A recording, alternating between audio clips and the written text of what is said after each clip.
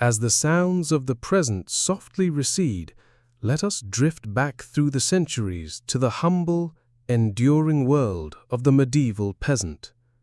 For most people in the Middle Ages, life was not filled with knights and grand castles, but shaped by the soil beneath their feet and the hearth at the heart of their homes. Their days were marked by simple rhythms, quiet toil, and unyielding perseverance. Now, let us gently wander through their modest dwellings, their daily tasks, their narrow yet meaningful worlds, and the quiet strength that carried them through, allowing these calm reflections to ease you into peaceful rest. Imagine a home shaped directly from the earth, its walls made of wattle and daub, its roof a patchwork of tightly bound thatch. Inside, a single smoky room serves every need. At the center, a modest hearth offers the only light and warmth once the sun sets, its flickering fire filling the space with the comforting scent of wood smoke. There are no separate rooms here. The entire family, and sometimes a few animals, sleep side by side on straw bedding laid across the packed dirt floor. Furniture is minimal: a rough-hewn table, a few stools, a wooden chest to hold the few belongings they possess. Privacy is unheard of. This is not comfort in the modern sense, but shelter in its most elemental form, a place to gather, to endure, to find a fragile sense of safety amid the vast and unpredictable world beyond its humble walls. The rhythm of a peasant's life followed the sun and the shifting seasons. Each day began with the first pale light of dawn, often even earlier, and from that moment their world was one of labor. The land was their taskmaster, plowing, sowing, weeding, harvesting, an unending physical cycle bound to the turning of the year. There were no machines to ease the burden, only calloused hands, aching backs, and perhaps a sturdy wooden plow drawn by oxen. Every furrow turned, every grain gathered was a step toward survival. Even the youngest children played their part, growing up with dirt beneath their nails and ancient knowledge passed down through generations.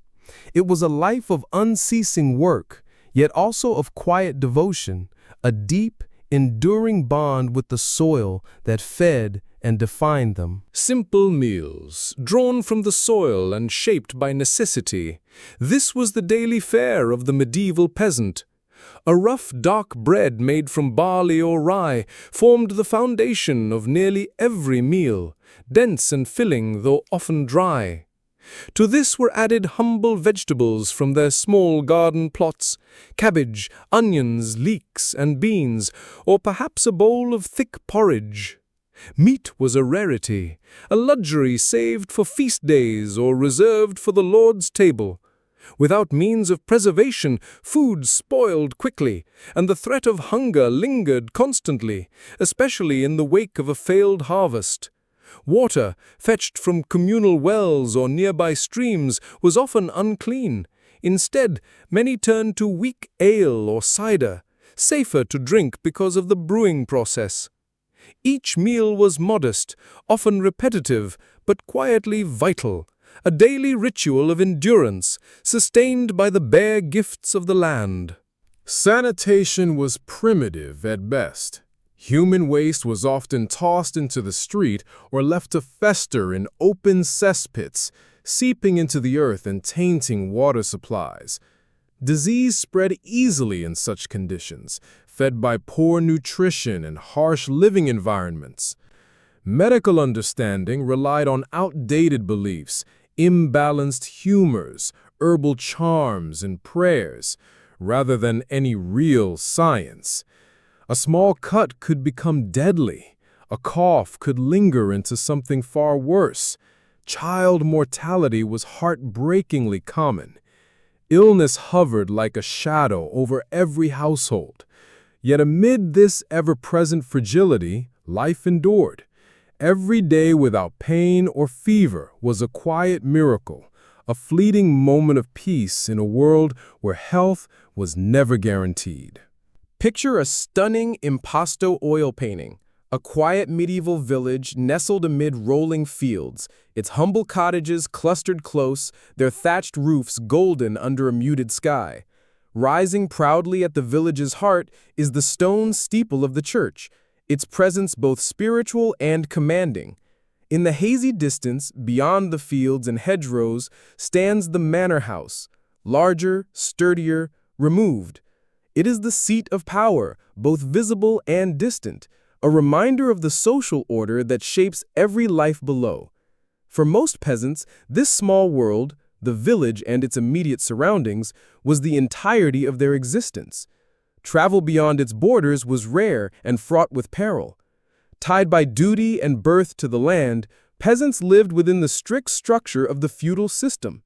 The lord owned the fields they farmed, the homes they lived in, and in return, they owed him labor, obedience, and a portion of their harvest.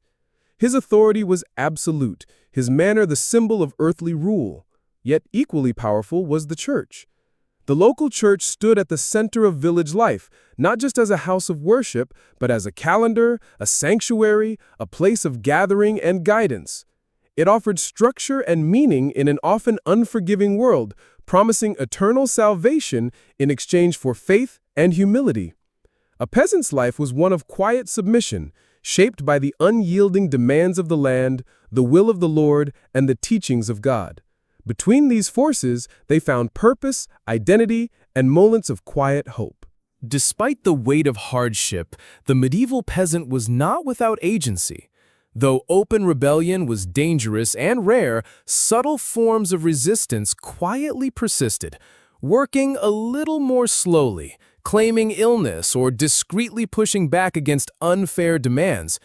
These acts, though small, spoke to a quiet resilience and a desire for dignity in the face of power.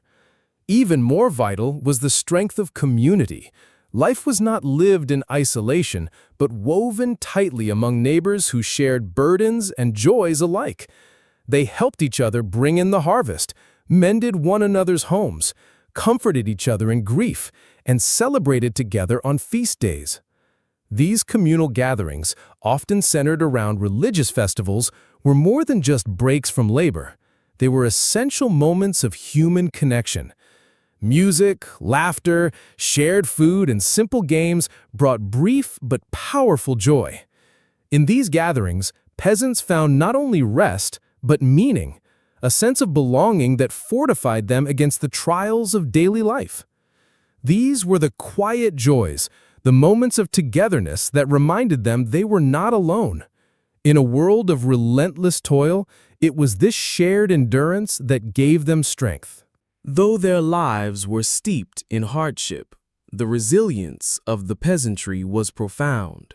They toiled in the soil that sustained kingdoms, built the quiet foundations upon which future generations would rise, and safeguarded the rhythms of life that carried ancient wisdom forward.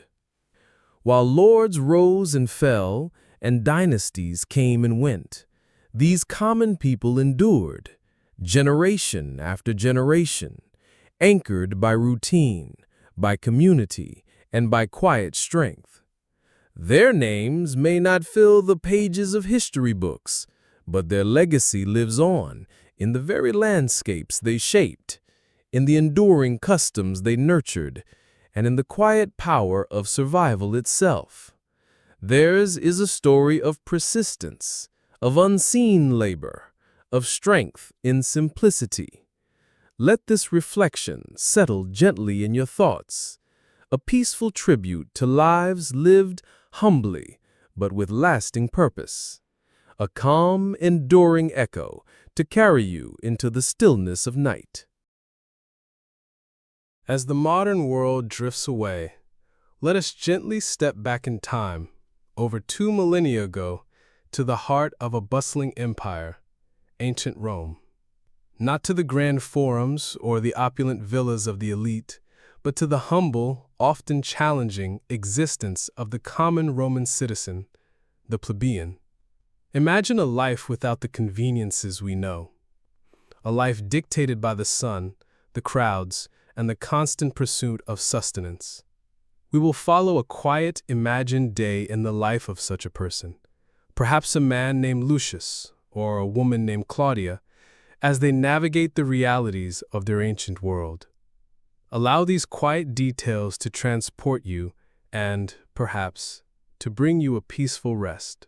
The first light of dawn barely pierces the small, unglazed window of their apartment, high up in an insula, a towering, often flimsy apartment block. For our plebeian, sleep is a restless affair, shared perhaps with family in a single cramped room. The air is often thick with the smells of charcoal braziers, stale food, and the ever-present scent of the city. The sounds of the awakening city begin to filter in, the distant clatter of carts, the murmur of voices from neighboring apartments. There is no running water here. A shared public fountain is the source, and a chamber pot, emptied later into the street, serves for sanitation. A simple breakfast of bread, perhaps some olives or dried fruit, is quickly consumed, fueling the body for the day's demands. Stepping out, the narrow streets are already alive, a swirling river of humanity.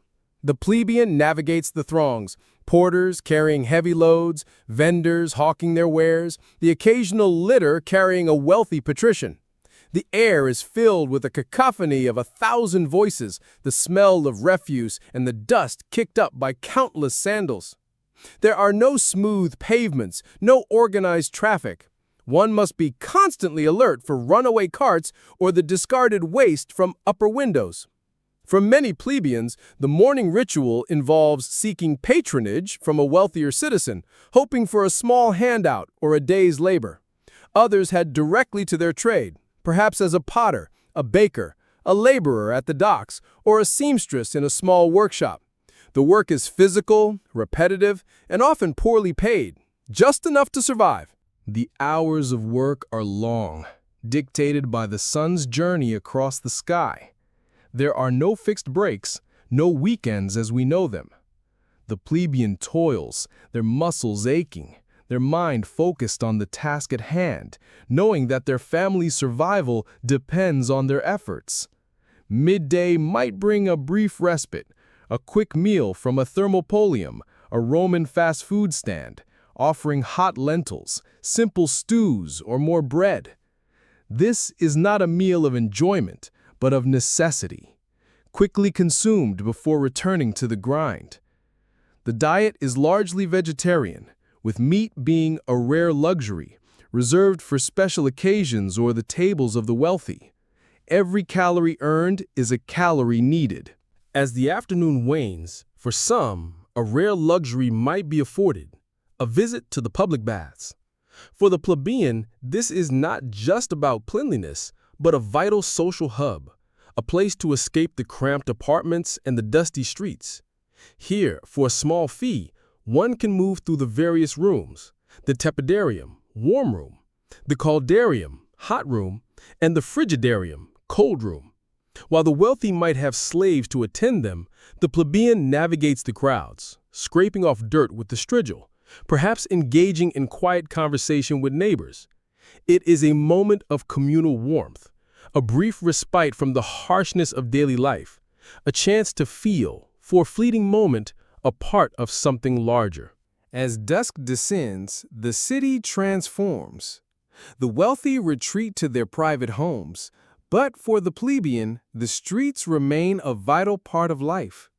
Public entertainment might be sought, a visit to the Circus Maximus to witness chariot races, or perhaps a gladiatorial combat in the amphitheater.